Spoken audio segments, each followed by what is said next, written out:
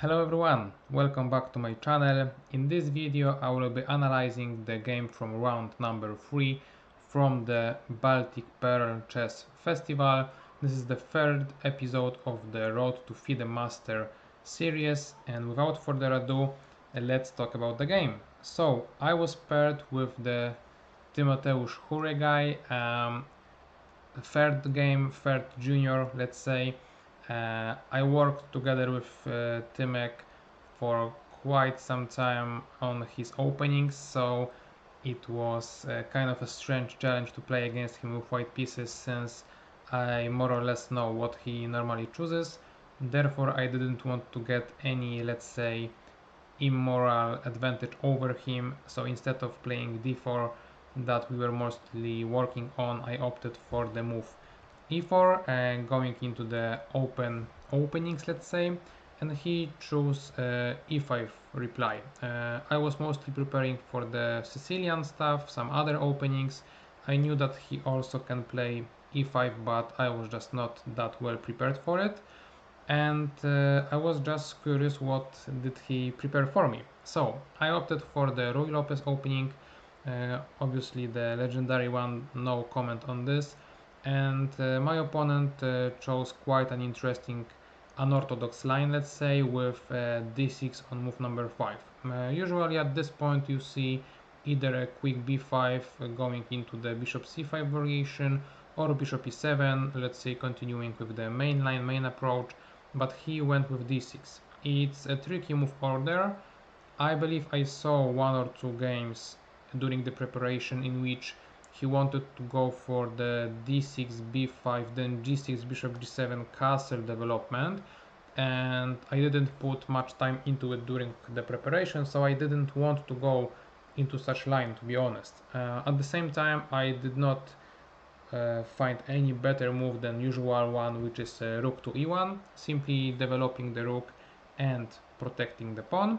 And after bishop d7 I was unsure what to play next, because I expected that after a move like c3 he will reply with b5 and then he will continue with the development I just mentioned, so I didn't want that. If you watched my first game from the tournament, you may know, no, sorry, the second one, you may know that when my opponent was prepared for me, I was trying to play some unorthodox lines in order to get away from the preparation. In here I also did the same, so even though c3 I knew would be the main move, I opted for the bishop takes c6 move. It seems not that logical to firstly go away with the bishop and then waste a tempo to take the knight, but it was my idea for the game to, as I've said, go away from the preparation of Tymek and enter the variation that I thought would be decent enough, because I remember that such ideas occur in the Ruy Lopez, and he was taken by surprise. So I knew that practically speaking it was good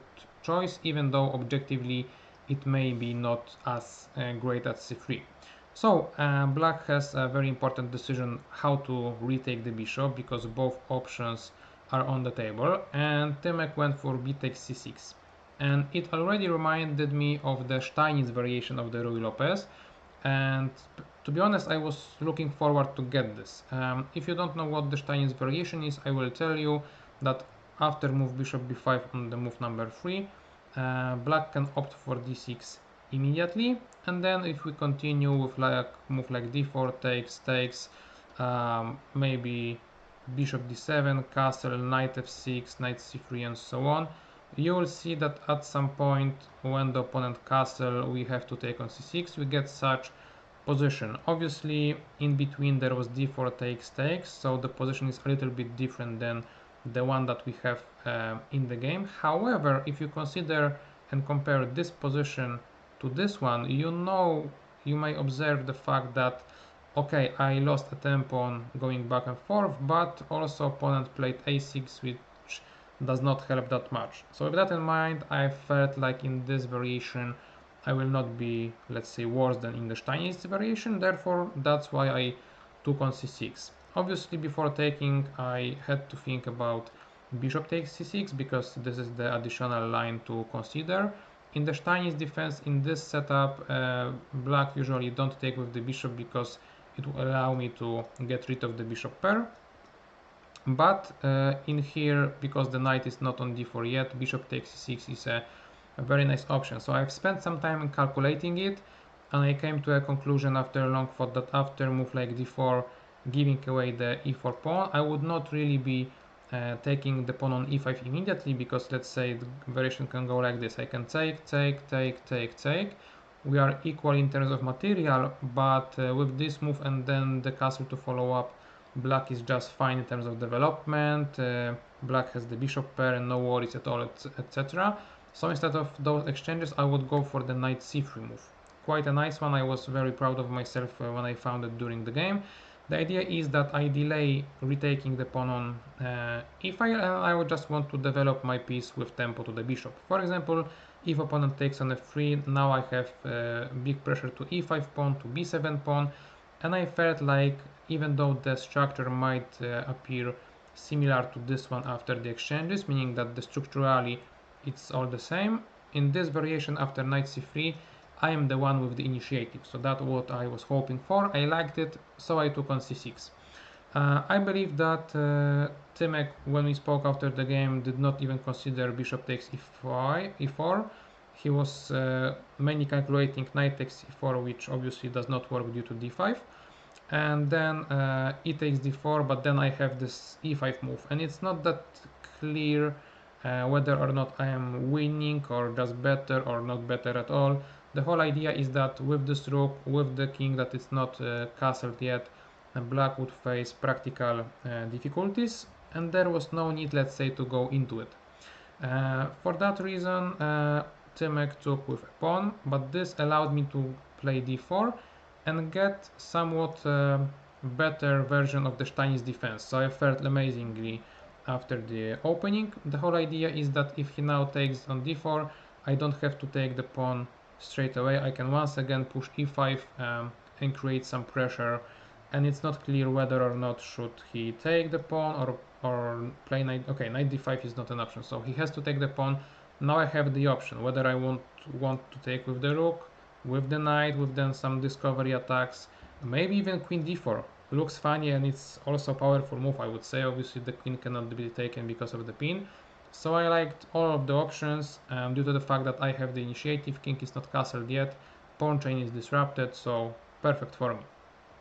I believe that those were the reasons why Timek opted for queen e7 move, but you can tell that already black's position is not going into the right direction, because Timek played this move order in order to, let's say, surprise me a little bit, and just within two moves he's forced to play a move like queen e7, which is not that great strategically, right? It blocks the bishop, it makes the queen defend the pawn, which is not the ideal dynamic in chess in general. So all of a sudden black's position started going very quickly, in a very bad direction. So I've decided that I would like to play knight a3 move. It may seem odd, but the plan is clear.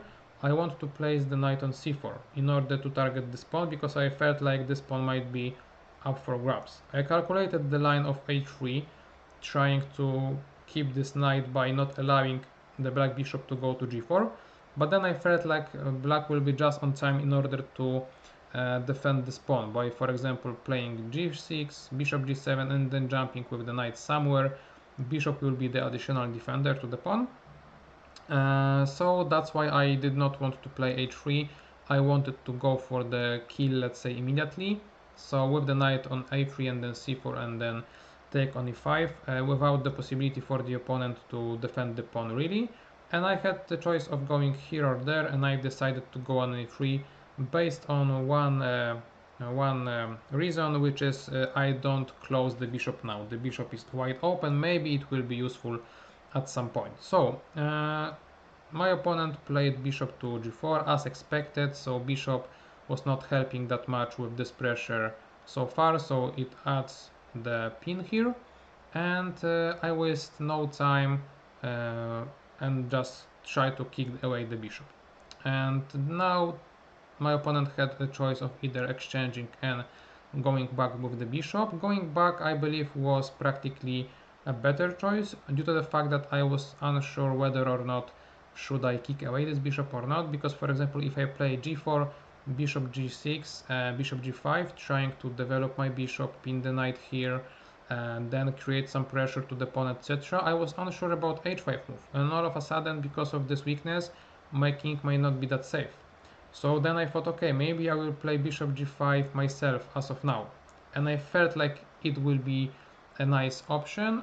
In general, I wanted to once again uh, create some problems to the opponent in terms of how to finish development, and if he plays now h6, perhaps I would just go back with the idea that even though the bishop is not the best here, it's pointing out into the direction of the opponent's pawn on e5. So that was my general idea. I was quite happy with it, and it doesn't matter that much because my opponent took on f3 and I retake, and he played knight d7. Knight d7 with an obvious try to defend the pawn instead of taking on d4. One important note I would like to make is that after e takes d4, e5 is coming, so I am opening up the diagonal for the queen. I am trying to open the e file for my rook. So knight d5 seems forced in order to run away with the knight and cover the spin. And now I have bishop f4 move, very strong move, allowing the rooks to be connected and creating more pressure to the d6 pawn. So e takes d6 is a real serious threat, and I am close to winning. And this is basically the biggest difference between the variation of knight a3 and knight b2 d2. If I had knight on d2, in the same variation I would not be able to play bishop f4. So this is the variation I calculated while playing knight a3, deciding that this will be the best option. So going back to the game, my opponent opted for knight d7, and as of now I felt like I'm already strategically winning, to be honest. Seems quite cocky to say that on the move number 11, but the thing is that as of now I spotted the move queen c3. I mean spotted it a little time ago, and the idea is that I hit once more another weakness. Not only e5 but also c6 are the weaknesses of the opponent, and the point is that after c5 I can take on c5, and black cannot really capture with the knight due to bishop e3 move, and the knight cannot jump anywhere because c6 was not only a weak pawn but rather a weak square, allowing me to deliver double attack. So the knight cannot move, and I will take the knight anyway in one move, disrupting the pawn chain similarly to the game. So in the game my opponent knew that taking with the knight is no good. He took with a pawn immediately, and then I have just an easy game, strategically won because of all the weaknesses in the opponent's camp. So it's not a question if, it's a question really when will I win the game, how will I do it, but not if I will do it. So I started with the very nice move, I liked it a lot, rook to d1. The idea was to try to cover the light squares. For example, if opponent would like to play a move like f6, let's say, trying to solidify the e5 pawn, I already have a move like queen b3, hitting not only the pawns as you can see, but also the weaknesses in terms of light squares. And after rook b8 I had this amazing tactical research that I was hoping for, which is rook takes d7, with the idea that I am removing the defender of the rook of b8. If he takes my queen, I can take his with a check and then recapture the knight, having one more knight. If that's the case, the other way around, similar thing is happening because the king is in check. Also, if he at this point after queen b3 would not play rook b8 but rather knight b6, trying to cover the b7 square, I have the possibility of simply playing knight c4, once again hitting the knight, once again trying to go there, and the possibilities are there for me, like limitless basically. If he takes the knight, I can deliver a check, once again making use of those open spaces to the opponent's king. Then I can even take the queen, or I can just fool around, let's say, and then grab the knight, then perhaps go back or whatever, and so on. So a pretty winning position for me. Rook d1 I liked a lot. For those reasons I believe opponent went for queen e6, not allowing me really to penetrate the position through the b file, but anyway I went with queen b3. I liked this move a lot, even though it may seem counterintuitive because I'm exchanging queens while I am having the initiative, so maybe I will lose the initiative, so why do I do it? The general idea was that as I've told you guys earlier, I wanted to win this game quite effortlessly, basing on playing against two weaknesses, classic stuff. So after queen b3, I knew that if he exchanges, not only those weaknesses will be the target, but also this one, thanks to the fact that after 8 takes b3, I opened my rook. So I felt like from this position onwards, there is no way for the opponent to defend all the weaknesses, and I should get them one by one in the later stages of the game. So instead of allowing him to keep the queen on the board, I just elected to exchange it and win, let's say, long term, but easily, if that makes sense. For those reasons, maybe queen to c6 move made some sense, trying to escape the trade and cover those light squares, but I'm not sure if this would help black to save the game anyway. So opponent took, and then he tried to finish development with bishop to d6 move. As you can tell, this bishop is not the greatest one. I opted for knight c4, opening up the rook, placing the knight in the perfect place, bishop e3, and after f6 I've decided to go with the rook to a5 move, with the idea being that as of now the knight cannot move anywhere because there is double attack to the c5 pawn, and knight has to protect it. For that reason I felt like f6 should not be played, but rather a move like rook to b8, with the idea that if I go now with rook to a5, knight b6 might be possible due to the fact that I cannot really take on c5 as of now because of rook, knight takes c4, and rook on b5 would actually create a lot of problems for my pawns. So that's the one reason. The second reason is that after knight b6, if I take here and I go back with the rook, a5 might be played, and even though this bishop is once again not the greatest, it's hard for me to get any pawn advantage really. For those reasons, after rook to b8, I was planning on playing rook a2, mostly due to the fact that this rook protects the b2 pawn if ever such exchange happens. So let's say knight b6, rook a1, king d7, knight d2. This was my idea, to jump away from the exchange while I was ready to take the pawn on a6, and if my opponent did not play king d6 but rather took the knight, then I can take, and if he plays this move, I cannot take it yet, but I can play b3, after which he has to protect, and then I have an amazing resource of playing here, here, and grabbing the pawn from the other way around. Quite a nice way of maneuvering my pieces. The whole idea is that when I am the attacker and the opponent is the defender, usually he will lack space, and for that reason it's easy for me to regroup my rook in two moves, and for black pieces to regroup it's nearly impossible. So that's why in the end I would still get the pawn advantage anyway. So those were the variations. So I was, let's say, prepared for everything, but as I've said, opponent played f6 move. Now I went with rook a5, which seems a little bit easier. Rook b8 is played now, rook a1, knight b6, and once again in this variation I can just simply drop back the knight, avoid the exchange, and grab either c pawn or a pawn.